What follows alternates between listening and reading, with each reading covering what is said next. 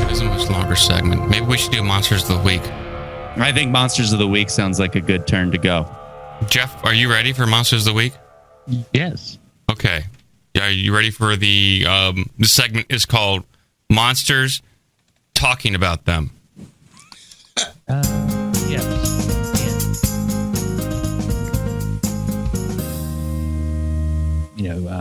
I have my roaring intro, but I really want to do a classical one. Okay, do whatever you want. We need a monster future, like a Godzilla thing, I and had that roar from that, but I mean something like we started out like. Oh, hello! I like the Monsters of the Week. I see what you're saying. Yeah, I can do this monster intro. Yeah!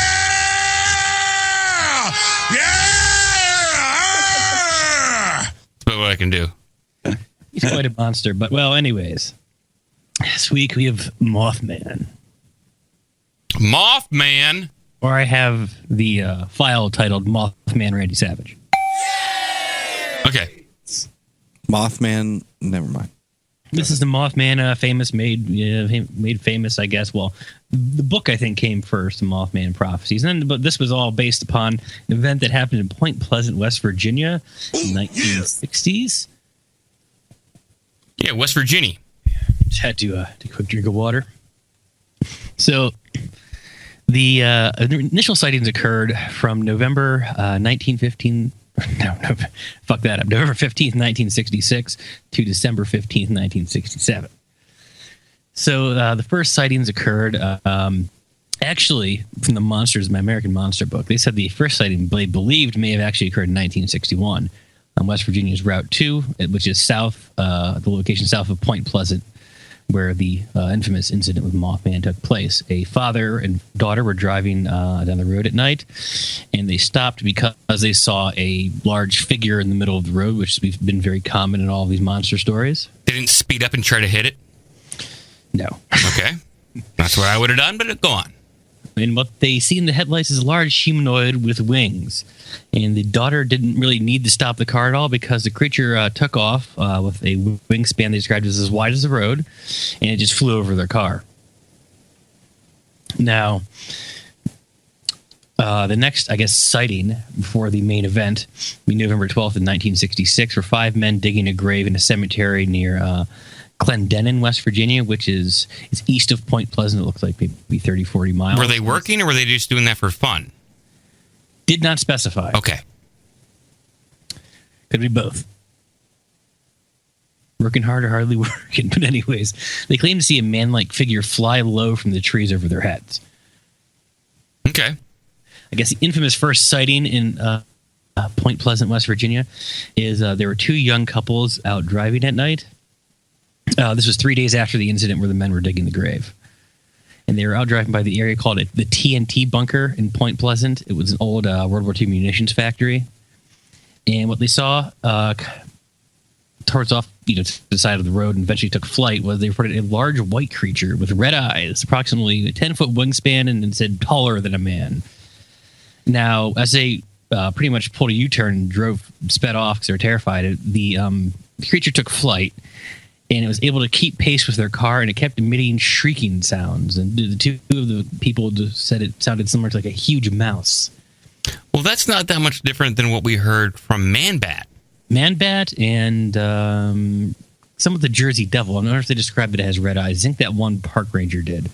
Yeah, we're seeing some correlations and similarities with the stories here. Yes. Oh, there's more. So, I mean, these 2 couples rode in the car that drove to the nearest police station. It wasn't investigated because no one thought it was credible. I mean, you go to the police, tell them you saw a monster. Yeah, some giant flying man-bat was shrieking and following our car. No one's follow us all the way to the police station, so it's not outside right now. Yeah.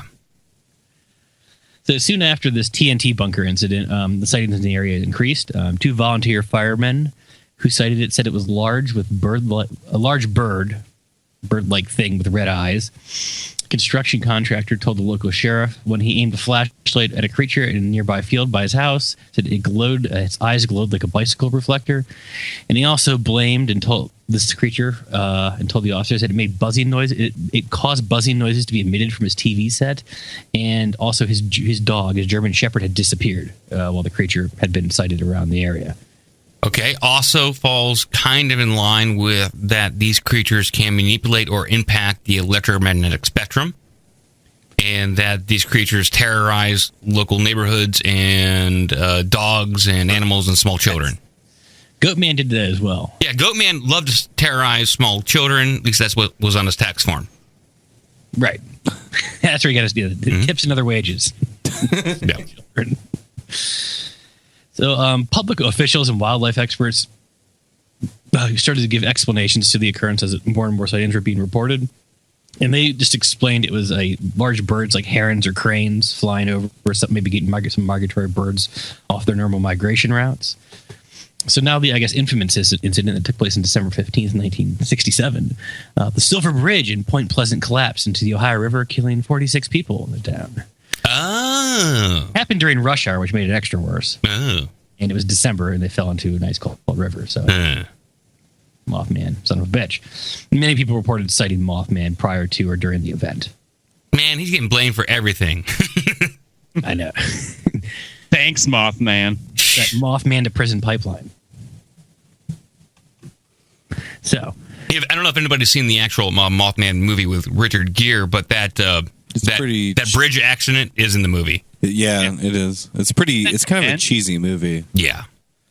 Didn't you say that Dee went down to the Mothman Festival that happens in Point Pleasant? Because Point Pleasant is literally on the other side of the river from Ohio. Yeah, she went down there and is now filled with street fair food and trinkets. Just trinkets and street fair food. it's been taken over by carnies. And every street fair that you go to, at least here in Ohio, you will see a Native American lute band. They have it's like Native American world music with lutes. Yeah. Yeah, Peruvian flute band. Yeah, exactly. Peruvian flute bands, yes. I just think, Point Pleasant, the only reason you go to Point Pleasant is maybe for the Mothman Festival. There's not a lot down there. Go if there's some speaker. They got that TNT factory we've been talking about. TNT factory? Yeah. Oh, yeah. Isn't one of the theories about the Mothman that the TNT factory chemicals actually are floating around in the air, making people hallucinate? I don't know. Maybe it's like to go, play soccer with an old artillery shell. So, after the bridge incident, investigator and author John Keel took interest into the sightings in the bridge collapse event, and he wrote a number of articles for different publications. They're usually in fringe publications, or what do we call them, zines, about the event. Now Mothman's on the shit list. Yeah, Keel had pointed that UFO activity in the area and the rest of the Ohio River Valley had been high during the times of the Mothman sightings. And Keel describes these regions of large UFO activity as window areas. I believe I had this brought up in that secret cipher of the UFO knots, where you can predict mass UFO sightings. And I'm not sure if they referred to window areas, but there's something similar I read in that book, where UFOs just kind of don't show up all at once. They usually there's a string of sightings of them when they do occur. Yeah. You know that the guy that wrote the UFO Knots book, I think he was friends with John Keel, and I listened to this interview, and he said that John Keel was kind of a prankster. Well, so it's a little bit of digging. So, just bringing this up, so in 1909, such a UFO, I would call it UFO window area, occurred in Wales in the UK.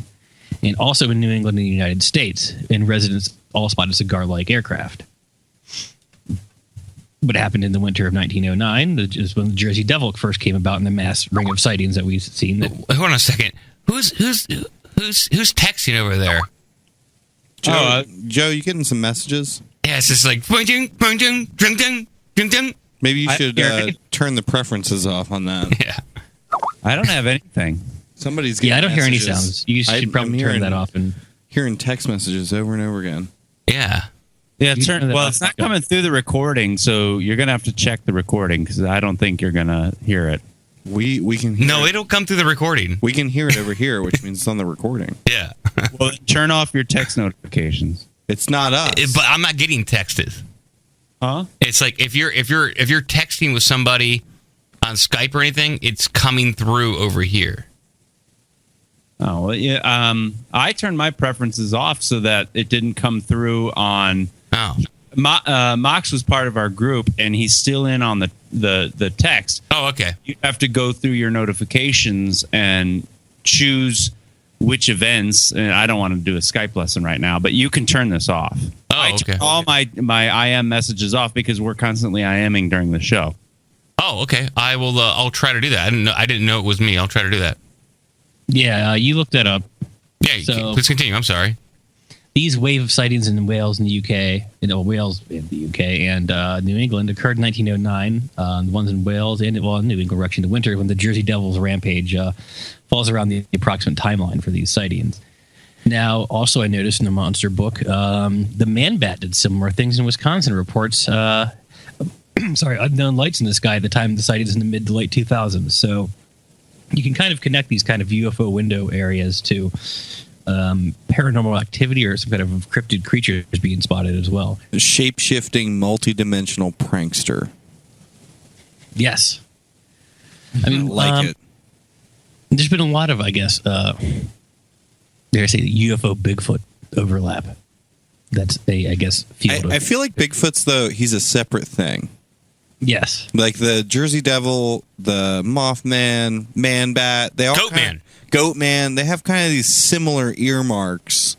I was thinking the same thing. And Sasquatch, Bigfoot, Swamp Ape, they kind of got their own thing going on. I totally agree because with the Goatman, there's even reports that he lets out large amounts of sound and disturbs, I think, the electromagnetic spectrum. Man-Bat definitely does that. You can definitely confuse that with Mothman. Jersey Devil, the same thing. Sasquatch, Bigfoot, is in its own realm. Yeah. Just no people haven't said, "Oh man, you see that Bigfoot?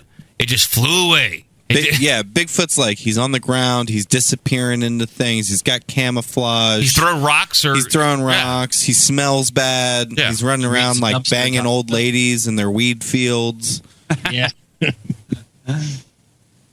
Exactly. driving cars down the street sometimes for fun. We don't know about that, but okay.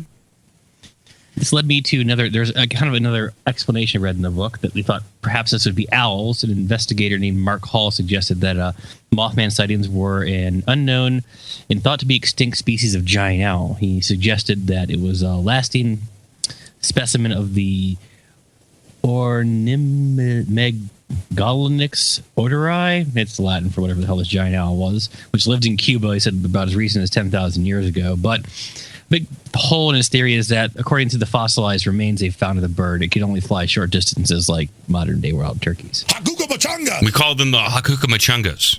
Yes. Hakuka Machanga! And other explanations suggested escaped Eurasian eagle owls, which, they're big birds, but none of these are as large as what Mothman was described as. Or Man-Bat. Yeah, no shit. Or Man-Bat or the Jersey Devil. Man-Bat was like a 300-pound man with bat wings flying over the Brooklyn beach. How do you want to wrap up the Mothman? Do you got some more shit? I can just wrap it up here in a second. Okay. It said, obviously none of these explanations really match up with the Mothman too well, but take into what happens with, listen to account when you see what happens with contactees and abductees. They reported to see owls or owl-like beings prior to or during their abduction, which I've heard this a lot on other shows, where people would see owls that kind of like flying outside their cars, looking in at them, seeing them in their yard, where I kind of guess is you don't know what you're looking at, but it's what your brain tries to rationalize what you're looking at as. And lots of people, I guess, see owls and they're actually seeing a different entity. Yeah, Okay. there's a lot of people that believe that might be a screen memory. Like something puts into your mind psychologically to cover up whatever happened to you. Owls are creepy in general. Yeah, they are kind of weird. Come out, they hoot, and they just come to the slaughter, just rodents. They're always eating my lollipop. That too. Bad joke. Joke jail. Joke jail. Joke jail. Cops are out. Stop the recording. Stop the show. That was a shorter monster of the week. That's all I have for Mothman. I could have done more about Mothman. Well, I like it short and sweet to the point. Definitely links up to the Goatman Man-Bat stuff that we have. I enjoyed it. Let's take this opportunity to freshen up our drinks, use the bathroom, have a cigarette, and we'll be back here in about 5 minutes. How about that?